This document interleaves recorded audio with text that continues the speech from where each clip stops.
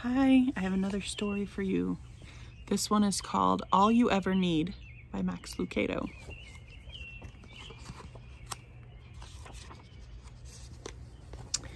Years ago, there was a village in a desert land. In this dry land, there was very little water.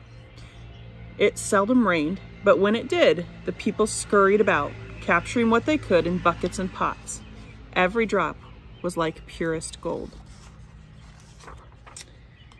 But even though the land was dry, the people were never thirsty. For nearby lived a kind man named Tobias, who owned a deep wellspring from which poured cool, cool water. The people called Tobias the Water Master, and they loved him very much. He shared his treasure with everyone in the village. All they had to do was ask, and the Water Master would gladly let them dip into his well. "Drink all you want," he offered.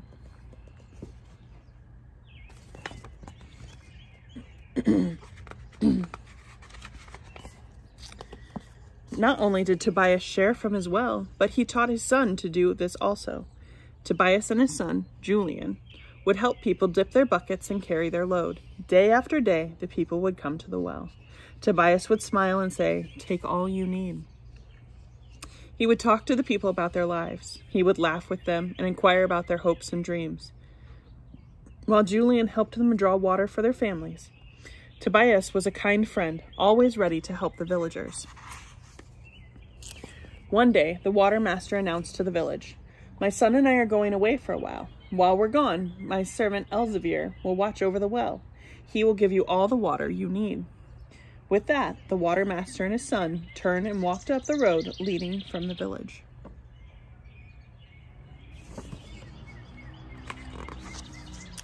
The people were sad to see them leave, but they trusted Elzevir to supply their needs.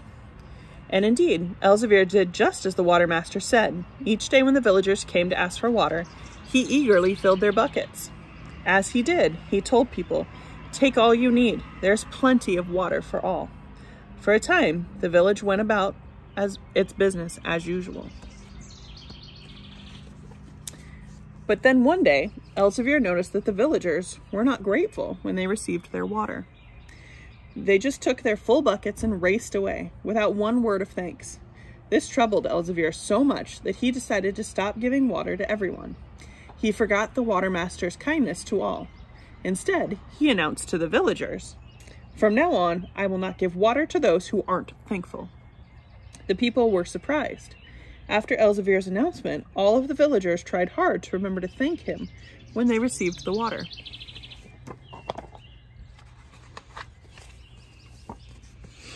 Sometime later, Elzevir noticed that some of the people were unkind to their neighbors and mean to their animals. Again, the substitute Water Master was bothered. He determined to give water only to nice people. "If you are mean to your animals or unkind to your neighbors, you will get no water," he announced. The people worked hard to please Elzevir so they wouldn't go thirsty, but as time passed, the taskmaster continued to find some new fault with people. "You're too busy, you're too lazy, you're not quick enough, or smart enough, or pretty enough." With each decision, fewer people were given water. Over time, the villagers grew sad and angry. "How can we ever be good enough for Elzevir?" they questioned. "We'll all die of thirst," they cried. As Elzevir's rules grew longer, the line for water grew shorter. The people, growing thirsty, began to give up. "It's no use," the people cried. "We can't please you."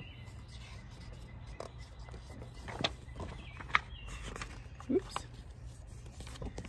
In the midst of the shouting, a quiet figure approached the gathered villagers. Elzevir eyed the man suspiciously. "Another thirsty soul, no doubt," he growled. "Can you show that you are worthy of this water?"